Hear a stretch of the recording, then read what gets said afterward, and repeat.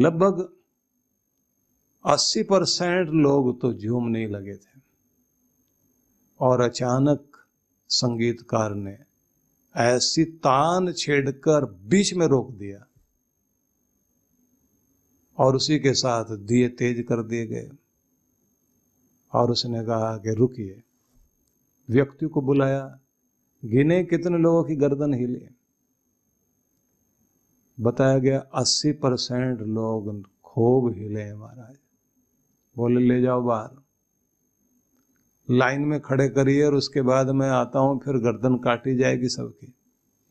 मजाक बना दिया संगीत का।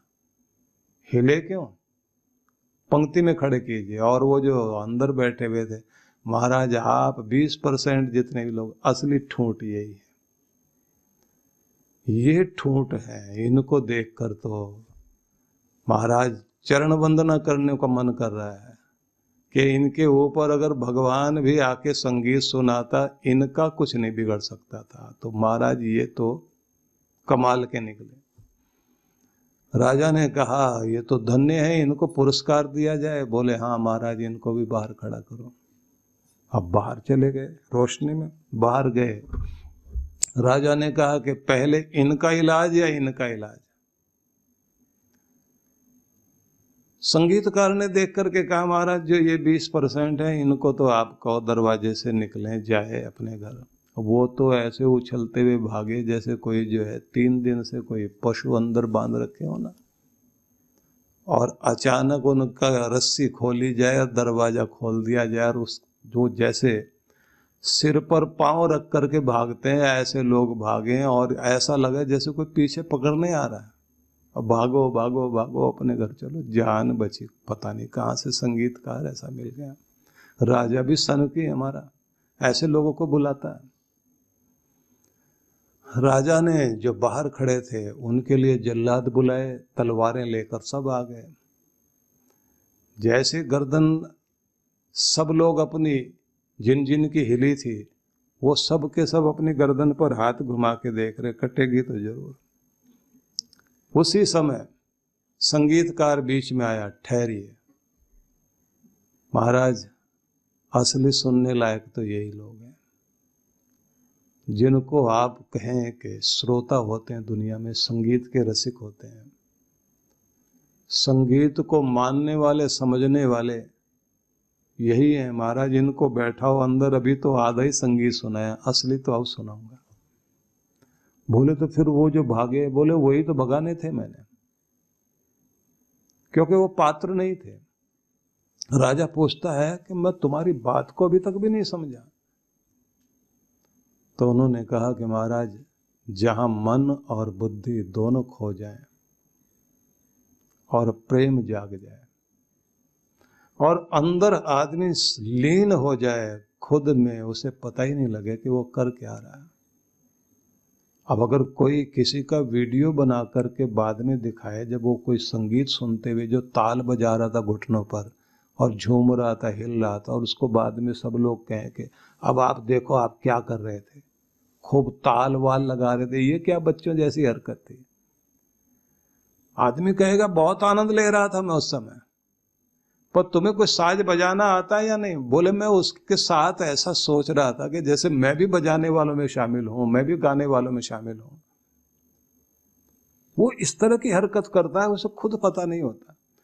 क्योंकि ये बात ध्यान रख लीजिए कि संगीत में जाते ही आप लीन हो जाते हैं, और जब तक तल्लीन ना हो जाएं, जब तक आप उसके अंदर रस ना लेने लग जाएं, जब तक आप झूमने ना लग जाएं, तो इसका मतलब अभी सुना ही नहीं, आप उसमें प्रवेश किया ही नहीं है। मन बुद्धि जब भगवान में प्रवेश कर जाती है तो ये ध्यान रख लेना, ये दोनों खो जाते हैं। उस समय आदमी कुछ और ही हो जाता है। इसलिए आपने देखा है कि मीरा के हृदय में परमात्मा प्रवेश कर गए और उसका मन पूरी तरह से परमात्मा मय हो गया। मन भी, बुद्धि भी, हृदय भी भगवान से लीन हो गया। तो अब मीरा नाचती है, मीरा गाती है, मीरा झूमती है, और सब लोग कहते हैं मीरा पागल हो गई। अब मीरा ये कहती है कि ये खजाना जिसको मिल जाएगा वो तो इस स्थिति में आएगा ही आएगा। इसलिए ध्यान रखिए कि आप जब मन और बुद्धि भगवान को सौंप देते हैं, उसमें जब लीन हो जाते हैं तो मन भी खो जाएगा, बुद्धि भी खो जाएगी, और क्या रह जाएगा? आप भी आप नहीं रह जाओगे। मैं कौन, मैं कहाँ, मैं किस स्थिति में, ये भी पता नहीं रहेगा।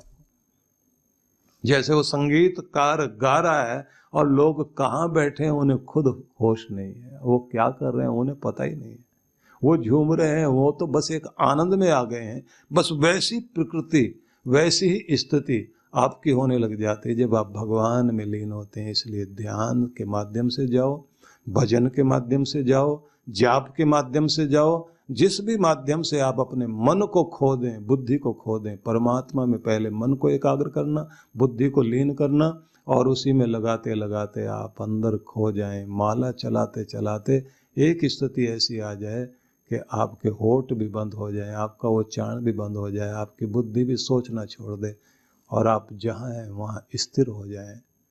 बस समझ लेना कि माला का कार्य पूरा हो गया, आपके जप का कार्य पूरा हो गया, क्योंकि आप पहुंच गए, आप लीन हो गए। लीन होना ही जरूरी है।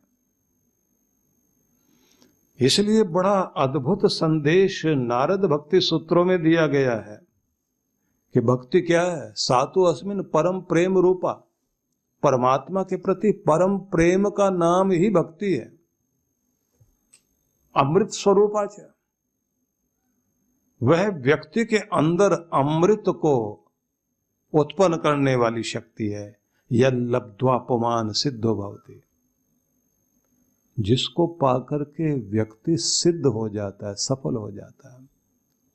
अमृतो भवति, अमृत हो जाता, तृप्तो भवति, और तृप्ति मिल जाती, कुछ और पाना बाकी नहीं, अब कुछ और नहीं चाहिए, बस तुम प्रभु तुम मिल गए तो और क्या चाहिए? तुम्हारे होने से सब कुछ मेरे पास है, जब तुम ही नहीं हो तो फिर कुछ भी नहीं है। इसलिए कहा न किंचित वांछते। भक्ति में बढ़कर आगे व्यक्ति कुछ मांगता नहीं है, इच्छा नहीं होती, न वांछती, न सोचती, कोई शोक नहीं, न द्वेष्टि, किसी से कोई बैर नहीं।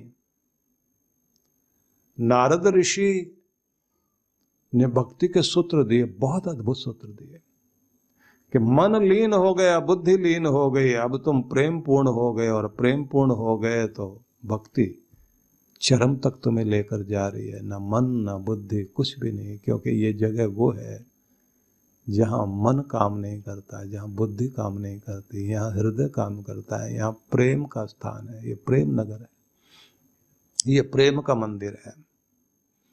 क्योंकि प्रेम पूर्ण होकर के ही परमात्मा के प्रेम को पाया जा सकता है, ये सीधा नियम है। प्रेम में भरपूर होकर के ही आप परमात्मा के अतिशय प्रेम को प्राप्त कर सकते हैं, और जब आप प्रेम पूर्ण होते हैं तो आपको बहुत बहुत प्रेम वापस दिया जाता है। शांत भाव से चित्त को स्थिर करते हुए, प्रेम पूर्ण रहते हुए, अपने आप को परमात्मा का नाम जपते जपते लीन होने दें, तल्लीन होने दें, खो जाने दें, भगवद मैं हो जाएं, भावपूर्ण हो जाएं। मैं नहीं, बस तू ही तो, तू ही तो, तू ही तो, तू तो करता, तू भया, मुझ में रही ना हूं। कोई नाम आपका बोलता है तो आप कहते हूं, मैं बोल रहा हूं ना, मतलब मैं हूं करता है आदमी, तो ये अपने अहम का परिचय देता है। तू तो करता, तू भया, तेरा नाम लेते लेते मैं तेरा रूप ही हो गया हूं, मुझ में रही ना हूं, अपनी हूं को भूल गया हूं। वारी तेरे रूप पर जित देखूं तित तू, अब जिधर देखता हूं तू ही नजर आता है। हर बच्चे में अपना बच्चा दिखाई देने लग जाता है, और माँ को जब बहुत प्रेम पूर्ण होती है, माता पिता के सामने किसी का बच्चा भी रो रहा हो तो एकदम वो मुड़ के देखते हैं कि मेरा बच्चा तो नहीं है, और गुस्सा आता है उनको रुलाने वाले को देख के, और जाके डांटेंगे, चुप कराओ ना बच्चे को। और कोई लोग तो डांट देते, तुम्हारा बच्चा है क्या, तुम क्यों बोल रहे हो? हमारा है, रो रहा है तो रो रहा है, हमें पता है क्यों रो रहा है। आदमी कहता बर्दाश्त नहीं हो रहा, रोता हुआ नहीं देखा जा रहा, क्योंकि अपना बच्चा याद आ रहा। जब आप प्रेम पूर्ण हो जाते हैं, दुनिया भर के बच्चे अपने बच्चे लगने लग जाते हैं।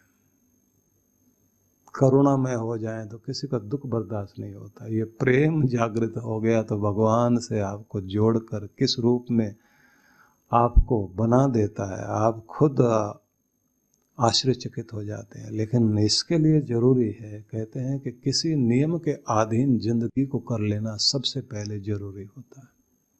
कोई नियम अपने जीवन में ले लीजिए और वो नियम परमात्मा के लिए है, ये मान करके आप उधर चलें। और उसके बाद आता है आत्मसंवाद, खुद से खुद के साथ वार्तालाप करना। स्वामी रामतीर्थ ये प्रयोग करते थे, उस पर भी हम लोग चर्चा करेंगे। लेकिन एक और बिंदु है जिस पर आप ध्यान देंगे कि अखंड है परमात्मा, अखंड दीप उसके लिए जलाया जाता, अखंड भक्ति की जाती, अखंड भंडारा करते हैं लोग, अखंड कीर्तन उसके लिए करते हैं। तो उसको प्राप्त करने का नियम यह है कि आप भी मन को अखंड कर लें, स्वयं को भी अखंड कर लें।